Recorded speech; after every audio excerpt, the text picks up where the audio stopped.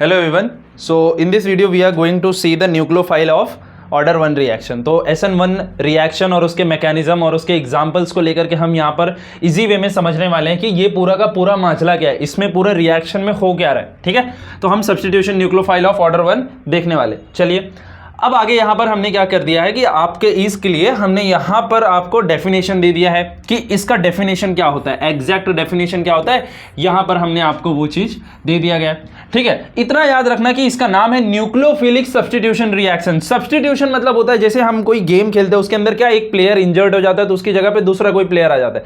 Similarly इसके अंदर क्या होगा कि कोई एक चीज बाहर निकलता रहेगा और उसके प्लेस पे कोई और आकर के बैठता रहेगा। This is what the substitution. अब किसका सब्स्टिट्यूशन हो रहा है? न्यूक्लियोफाइल का हो रहा है। न्यूक्लियोफाइल क्या है ये जानना जरूरी है। उसको हम लोग NU- के नाम से अभी के लिए रखते हैं कि न्यूक्लियोफाइल कुछ इस तरीके से होता है NU-। अब ये माइनस चार्ज क्यों लगा हुआ है? न्यूक्लियोफाइल देखो यहां पर न्यूक्लियोफाइल क्या बता रहा है कि ये जो फाइल का मतलब होता है, इसका मतलब होता है लवर। क्या होता है इसका मतलब? इसका सिंपल सा मतलब होता है लवर। ठीक, न्यूक्लियस के पास कौन जाना चाहता है? न्यूक्लियस का लवर कौन होता है? न्यूक्लियस के पास होता है पॉजिटिव। पॉजिटिव के पास कौन जाएगा? नेगेटिव वाली चीजें जाएंगी। अरे हाँ या ना, नेगेटिव वाली चीजें जाएंगी किसके पास में? न्यूक्लियस के पास में। तो ओवरऑल जो हमारा न्यूक्लियोफाइल होने वाला है उसके सर के ऊपर माइनस के चार्ज होने वाले, मतलब कुछ इस तरीके से, इसलिए हमने यहां पर लिख दिया। ठीक है, अब आगे देखेंगे उसमें क्या है न्यूक्लियोफाइल। अब उसके मैकेनिज्म से रिलेटेड यहां पर कुछ पॉइंट्स आपको यहां पे बताया गया है, कुछ की स्टेप्स यहां पर आपको बताया। पहला स्टेप क्या है? Formation of carbocation. Formation of carbocation अभी हम आगे जब रिएक्शन को मैकेनिज्म करेंगे तो वहां पर हम देखेंगे formation of carbocation. Second step में हमने क्या बात किया है? न्यूक्लियोफिलिक अटैक के बारे में बात किया गया है। न्यूक्लियोफिलिक अटैक के बारे में बात किया गया, यहां भी हम आगे देखेंगे कि कहां पर न्यूक्लियोफाइल अटैक कर रहा है। फिर हम करेंगे रीअरेंजमेंट ऑफ रिएक्शन। रीअरेंजमेंट क्या होगा कि फॉर एग्जांपल मान लेते कि जो कार्बोकैटायन का फॉर्मेशन हो रहा है, अगर कोई बेटर कार्बोकैटायन बन रहा है तो हम वहां पर रीअरेंजमेंट कराएंगे। अभी हम आगे देखेंगे क्या है एग्जैक्टली रीअरेंजमेंट। फिर उसके बाद में लास्ट में हम करेंगे उसके अंदर डीप्रोटोनेशन। डीप्रोटोनेशन मतलब उसके अंदर से कुछ एक पॉजिटिव वाली चीजें वहां से बाहर निकलती रहेगी। ठीक है, तो ये क्या है एग्जैक्ट, इसका यहां पर हमने आपको डेफिनेशन भी दे दिया गया है। आई होप ये वाला पार्ट आपको क्लियर हो गया रहेगा। अब हम चलते हैं नेक्स्ट वाले पार्ट पे। ठीक है, तो यहां पे मैं मैकेनिज्म पे जाने से पहले मैं आपको कुछ चीजें बता देना चाहता हूं कि सब्स्टिट्यूशन न्यूक्लियोफाइल के बारे में यहां पे थोड़ा सा हमने लिखा है, ये आप एक बार गो थ्रू कर लेना जो भी यहां पे लिखा हुआ है। ठीक है, ये एक बार आप देख लेना। अब देखो SN1 में क्या होगा? Step formation of carbocation nucleophilic attack को जो भी हमने प्रीवियस वाले स्लाइड में देखा था उसी को यहां पर हमने अच्छे से एक्सप्लेन किया हुआ है। ठीक है, तो आप यहां पर एक बार गो थ्रू कर सकते हो। ठीक है, हम चलते हैं आगे, डायरेक्टली हम मैकेनिज्म जब करेंगे। ठीक है, अब हम करते हैं इसका मैकेनिज्म। ठीक है, सिंपल सा जैसे जो हमने पीछे देखा था कि न्यूक्लियोफिलिक का अटैक होगा, जो जैसे होगा बस वही हमें यहां पर करना है। ठीक है, ओके, सो हम लेंगे इसके अंदर एक रिएक्शन। ठीक है, हम लेंगे एक रिएक्शन। अब उस रिएक्शन से हम लोग समझेंगे कि कैसे यहां पर हो रहा है। फॉर एग्जाम्पल RX का हमने यहां पर रिएक्शन कराया है ना, अल्काइल हैलाइड को हमने लिया। अल्काइल हैलाइड का जैसे ही रिएक्शन हमने कराया, किसके साथ में हम करा देते हैं, चलो इसको वाटर के साथ में। ओके, कोई दिक्कत नहीं। जैसे हमने ये रिएक्शन कराया हमें क्या प्रोडक्ट मिल रहा है? ROH मिल रहा है, मतलब एक अल्कोहलिक प्रोडक्ट मिल रहा है। और यहां से बाय प्रोडक्ट क्या बाहर निकल के चले जाएगा?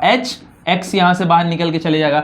तो ये नेट सेल रिएक्शन रहने वाला है कि क्या ओवरऑल रिएक्शन में होने वाला है वो हमने यहां पर लिख दिया है। अब हम यहां पे न्यूक्लियोफाइल क्या ले रहे हैं? हमारा यहां पर न्यूक्लियोफाइल क्या है? हमारा न्यूक्लियोफाइल यहां पे H2O है। ठीक है, वो हम आगे देखेंगे कि कैसे हमने इसको यूज किया है। ठीक है, अब यहां पे हम लिखते हैं इसका मैकेनिज्म। इसका मैकेनिज्म के बारे में हम थोड़ा सा लिख देते हैं, मैकेनिज्म कैसे हो रहा है। स्टेप बाय स्टेप हम देख लेंगे कि ये रिएक्शन कैसे हो रहा है। ठीक है, ओके, अब चलो पहला स्टेप मैकेनिज्म का।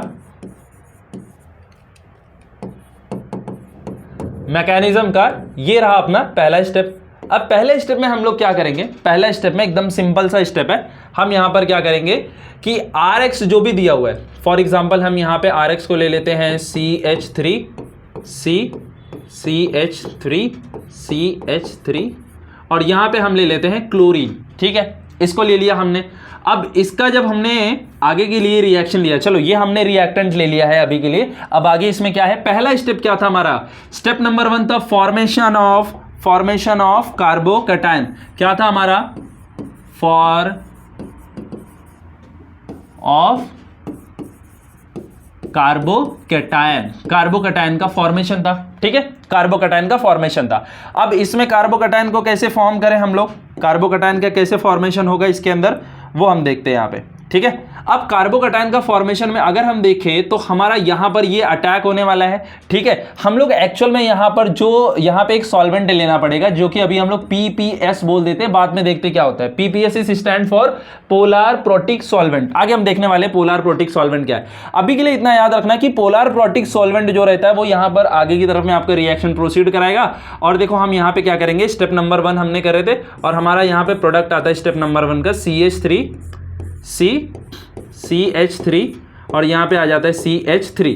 और इसके पास में आपको पता है कि ये ज्यादा इलेक्ट्रोनेगेटिव है, ये ज्यादा इलेक्ट्रोनेगेटिव है, तो यहां से ये क्या बन जाएगा, Cl माइनस बन जाएगा। और इसके ऊपर कौन सा चार्ज आ जाएगा, इसके ऊपर आ जाएगा प्लस का चार्ज। तो ये जो हमें दिख रहा है, ये पार्ट जो मैंने बॉक्स के अंदर क्लोज कर दिया है, ये अपना क्या है, कार्बोकैटायन। हमने क्या कर दिया, पहला स्टेप हमने कंप्लीट कर दिया, फॉर्मेशन ऑफ कार्बोकैटायन हमने यहां पर कंप्लीट कर दिया, फॉर्मेशन ऑफ कार्बोकैटायन मेरा हो गया। चलो, फॉर्मेशन ऑफ कार्बोकैटायन के बाद में हमेशा हमें देखना है कि क्या वो जो हमने कार्बोकैटायन बनाया है वो स्टेबल कार्बोकैटायन है या नहीं। समझ में आ रहा है क्या, वो हम देखते हैं। अगर माइट भी चांस की रीअरेंजमेंट हो सकता है तो हम रीअरेंजमेंट करेंगे, ठीक है।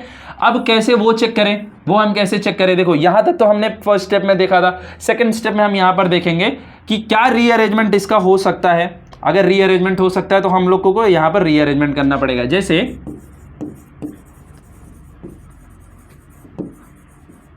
रीअरेंजमेंट के लिए हम लोग देखेंगे। अब रीअरेंजमेंट में क्या होता है कि अगर 3 डिग्री कार्बोकैटायन है तो बढ़िया भैया वो तो सबसे ज्यादा स्टेबल है। अगर 3 डिग्री का कार्बोकैटायन है तो वो सबसे बढ़िया है। अगर 2 डिग्री का है तो वो चलो मीडियम है, और 1 डिग्री का है तो वो उतना अच्छा कार्बोकैटायन नहीं होगा। अगर हमारे पास में 1 डिग्री का कार्बोकैटायन है तो हम क्या चाहेंगे कि हमें 1 से हम किस तरफ में प्रोसीड करें, 2 की तरफ में। अगर हमारे पास 2 है तो हम कहां प्रोसीड करेंगे, 3 की तरफ में। ऐसा नहीं जबरदस्ती बनाना है, अगर बन रहा है तो हमें आगे की तरफ में प्रोसीड करना है, ठीक है। चलिए यहां तक समझ में आ गया। अब आगे चलते हैं, देखते हैं कि और इसके अंदर कैसे ये रिएक्शन हो रहा है, ठीक है। हमने क्या करेंगे कि देखो यहां रीअरेंजमेंट हो रहा है क्या। अगर आप इसको ध्यान से देखो कि ये जो कार्बन है, ये कार्बन 1 2 3 कार्बन से कनेक्टेड है। अगर एक कार्बन 3 कार्बन से कनेक्टेड है तो वो 3 डिग्री कार्बोकैटायन हो जाएगा, है ना, वो तो 3 डिग्री कार्बोकैटायन हो गया। तो इसका रीअरेंजमेंट पॉसिबल नहीं है क्योंकि ये अपने ऑलरेडी हायर स्टेट पे है। समझ में आ रहा है क्या। अगर ये आगे रीअरेंजमेंट नहीं हो रहा है तो ठीक है, अगर रीअरेंजमेंट होता भी तो रीअरेंजमेंट में हमें शिफ्टिंग करना पड़ता है, ठीक है। यहां पर रीअरेंजमेंट नहीं हो रहा तो हमें नहीं देखना, बट अगर रीअरेंजमेंट होता तो हमें क्या करना पड़ता है, शिफ्टिंग करना पड़ता है। किसका शिफ्टिंग हम कर सकते हैं, देखो मैं यहां पे आपको बता दे रहा हूं, CH3 methyl shifting, hydride shifting और फिनाइल शिफ्टिंग। इन तीनों चीज का हम लोग शिफ्टिंग करके अगर 1 है तो 2 बनाने की कोशिश करेंगे, 2 है तो 3 बनाने की कोशिश करेंगे। इतना समझ में आ रहा है क्या, ओके। अब चलते आगे। इतना तो एकदम सिंपल था, इसमें कोई दिक्कत नहीं था। हमारा फॉर्मेशन ऑफ कार्बोकैटायन हो गया है ना। अटैक ऑफ न्यूक्लियोफाइल होगा, second step attack of nucleophile. यहां पर याद रखेंगे हम क्या करने वाले हैं अभी, attack of nucleophile. Attack of nucleophile का अटैक करने वाले भैया। यहां पर जो न्यूक्लियोफाइल है वो है हमारा H2O हमारा एज एन यहां पर न्यूक्लियोफाइल भी काम कर रहा है, और हमारा यहां पर पीपीएस के लिए भी हम H2O को ही लिए हैं। हम बताते बाद में पीपीएस क्या होता है, ठीक है। अभी के लिए इतना याद रखना कि हमारा H2O न्यूक्लियोफाइल के लिए भी एक्ट कर रहा है और पीपीएस के लिए भी एक्ट कर रहा है। चलो अब इसके अंदर अटैक ऑफ न्यूक्लियोफाइल होगा। अगर आप इसको ध्यान से देखो तो ये है CH3 C, यहां पर CH3, यहां पे CH3, है ना। अब यहां पे पॉजिटिव का चार्ज है, यहां पर पॉजिटिव का चार्ज है। अगर इस जगह पे वाटर आता है, देखो कैसे, यहां पर ऑक्सीजन, ये रहा उसके पास हाइड्रोजन, ये रहा हाइड्रोजन। अब वो अपने लोन पैर से क्या करेगा, देखेगा कि भैया यहां पर गरीब आदमी है, इसको तो इलेक्ट्रॉन की चाहिए, कमी है इसके पास में, तो ये क्या करेगा, अपने लोन पैर से इससे बॉन्ड बनाने की कोशिश करेगा और क्या बना के रेडी करेगा, देखो कुछ इस तरीके से यहां पर बॉन्ड का फॉर्मेशन हो जाएगा। और ऑक्सीजन ने अपने वैलेंस शेल के इलेक्ट्रॉन से बॉन्ड बनाया है, तो ऑक्सीजन के ऊपर प्लस का चार्ज। और ऑक्सीजन हमें पता है फोन कॉल वाली सीरीज मतलब ज्यादा इलेक्ट्रोनेगेटिव वाली, फ्लोरीन, ऑक्सीजन, नाइट्रोजन, क्लोरीन, ऐसे अगर आप देखोगे तो ऑक्सीजन जो है वो सेकंड नंबर पे आता है हाईएस्ट इलेक्ट्रोनेगेटिव में। तो हम क्या चाहेंगे कि ऑक्सीजन के ऊपर प्लस का चार्ज ना रहे, तो वो प्लस का चार्ज हटाने के लिए वो इसके साथ में बॉन्ड ब्रेक कर देगा और यहां से क्या बाहर निकल चले जाएगा, H+ यहां से निकल के चले गया। जो आप बोल रहे हो ना डीप्रोटोनेशन होना, देखो ना यहां से H+ लास्ट में बाहर निकल के चले गया, क्या बचा हमारे पास में CH3C, CH3 और यहां पे CH3 और यहां पर क्या बच गया हमारे पास में अल्कोहल। क्या यही हमारा डिजायर आउटपुट है? बिल्कुल यही हमारा डिजायर आउटपुट था, ROH यहां पे बन रहा था। समझ में आ रहा है क्या? सिंपल सा था, हमने ये बना दिया। अब देखो बहुत सारे लोग बोलेंगे बाय प्रोडक्ट के लिए आप क्या करना कि ये H+ को ले लेना और यहाँ पे ये Cl- निकल रहा है, आप इसको ले लेना, ठीक है। तो बाय प्रोडक्ट की में बहुत ज्यादा कंफ्यूजन नहीं होना चाहिए, वो भी आपको आ जाएगा HCl करके, यहाँ पे आपका बाय प्रोडक्ट बन के रेडी हो गया, ठीक है। तो ये रहा ओवरऑल मैकेनिज्म। इस मैकेनिज्म्स को एक बार देख लो, इसका स्क्रीनशॉट वगैरह अगर लेना है तो ले लो, ठीक है। ओके, अब हम लोग चलते हैं आगे इसके नेक्स्ट स्लाइड पे, ठीक है। अब यहां पर हम देखें कि क्या क्या फैक्टर्स अफेक्ट करता है अपने रेट ऑफ रिएक्शन को, ठीक है। फर्स्ट ऑर्डर रिएक्शन है, इसके रेट को क्या क्या इफेक्ट कर सकता है? तो कंसंट्रेशन ऑफ रिएक्टेंट का कंसंट्रेशन ये इफेक्ट करेगा। कैसे? देखो R is directly proportional to what? RX। कितना हमारे पास में RX है, कितना हमने रिएक्टेंट को लेकर के रिएक्शन स्टार्ट किया। जैसे RX कितना लिया है, अगर RX का अमाउंट हमने बढ़ाया तो इस रिएक्शन का रेट भी इंक्रीज हो जाएगा। और अगर आप केमिकल काइनेटिक्स में अगर आप इस चीज को देखे रहोगे तो यहां पर क्या होता है, R is directly proportional to this concentration power to 1। अगर मैं बोलूंगा कि ये मेरा फर्स्ट ऑर्डर रिएक्शन है तो इसका मतलब है कि इसके पावर कितना होना चाहिए, 1 होना चाहिए। तो क्या सर सेकंड ऑर्डर के लिए 2 होना चाहिए? बिल्कुल नहीं, ऐसे भी हो सकता है वहां पर 1 1 पे 1 1 पे। समझ में आ रहा है क्या? ओके, मतलब इसका जो रेट है वो किस पे डिपेंड कर रहा है? कंसंट्रेशन ऑफ रिएक्टेंट पे डिपेंड कर रहा है। ऑब्वियसली टेम्परेचर पे तो डिपेंड करेगा ही, जैसे जैसे आप टेम्परेचर बढ़ाए उसके रेट के ऊपर चेंजेस दिखेगा हमें। कैटलिस्ट के ऊपर भी डिपेंड करता है कि हमने क्या कैटलिस्ट लिया है, ठीक है। पोलर प्रोटिक लिया है, अपोलर प्रोटिक लिया है, तो उसके ऊपर भी बहुत ज्यादा रिएक्शन डिपेंड करता है। नेचर ऑफ रिएक्टेंट के ऊपर भी डिपेंड करता है, ठीक है। तो यहाँ पे थियोरी इसका लिखा हुआ है, आप इसको गो थ्रू कर लेना एक बार।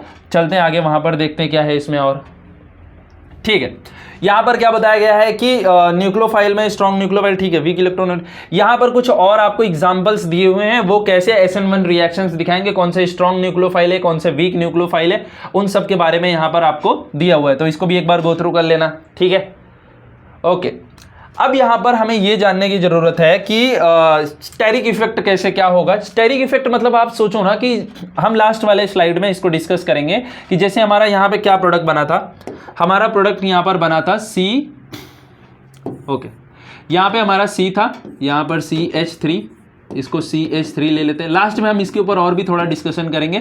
और यहां पे OH हो गया था। अब आप समझिए कि जो न्यूक्लियोफाइल था वो कहां से अटैक करेगा, फ्रंट साइड से अटैक करेगा या बैक साइड से अटैक करेगा?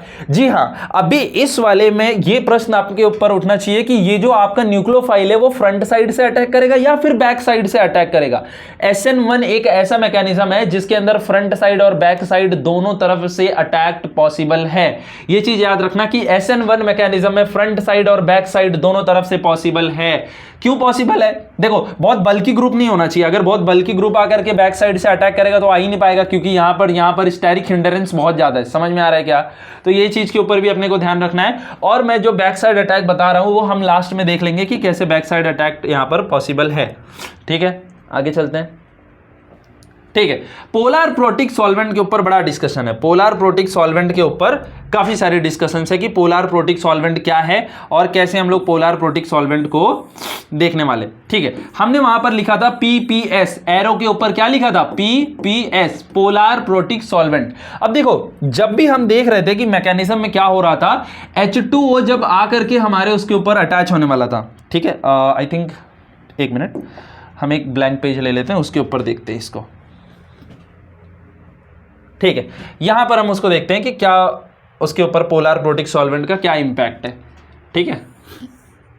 हमारा वहां पर क्या हो रहा था कि CH3, यहां पे C था, यहां CH3, यहां पे CH3, यहाँ पे कार्बोकैटायन बना था, अब उसके ऊपर कौन अटैक कर रहा था, H2O अटैक कर रहा था। अब देखो यहां पर क्लोरीन है, अभी जस्ट रिसेंट में इन दोनों के बीच की बातें बिगड़ी हुई है, इन दोनों में अभी जस्ट ब्रेकअप हुआ है, तो इतना दूर वो जा करके अभी नहीं रहेगा। मतलब दिक्कत क्या हो सकता है आप समझिए ना, कि एक माइनस वाली चीजें ऑलरेडी यहां पर प्रेजेंट है, समझ में आ रहा है क्या, एक न्यूक्लियोफाइल ऑलरेडी यहां पर प्रेजेंट है, तो क्या वो H2O को यहां सामने से बॉन्ड बनाने देगा क्या, बिल्कुल नहीं बनाने देगा। देखो लेकिन कैसे बन रहा है बॉन्ड, अगर नहीं बनाने दिया तो सर हमने प्रोडक्ट को कैसे वहां पर ला दिया, ये चीज में हमारा मदद कौन करेगा, ये चीज में हमारा मदद करेगा पोलर प्रोटिक सॉल्वेंट। समझ में आ रहा है क्या, अभी यहां कार्बोकैटायन बना था, Cl- यहीं पे घूम रहा है ना, Cl- यहीं पे घूम रहा है, वो किसी को इस तरफ से जाने नहीं देगा। अब हमें पता है कि H2O में ये चीज, ये बैक साइड से तो अटैक कर सकते हैं, है ना, यहां से अटैक कर सकते हैं हम लोग, ये बैक साइड अटैक तो पॉसिबल था, बैक साइड इसमें कोई दिक्कत नहीं था, बैक साइड अटैक में कोई दिक्कत नहीं था, लेकिन फ्रंट साइड अटैक से दिक्कत था। इस क्लोरीन को सामने बैठा हुआ क्लोरीन के सामने से ये गया तो हाईली रिपल्शन होगा और यहां से H2O कभी भी जाकर के बॉन्ड नहीं बना सकता। इसीलिए हमने क्या किया, इसमें PPS यूज किया, पोलर प्रोटिक सॉल्वेंट। मैंने बार बार बताया था पोलर प्रोटिक सॉल्वेंट और न्यूक्लियोफाइल हमारा दोनों इसमें H2O रहने वाला है। अब पोलर प्रोटिक सॉल्वेंट क्या करेगा, ये रहा ऑक्सीजन, ये रहा हाइड्रोजन, ये रहा हाइड्रोजन।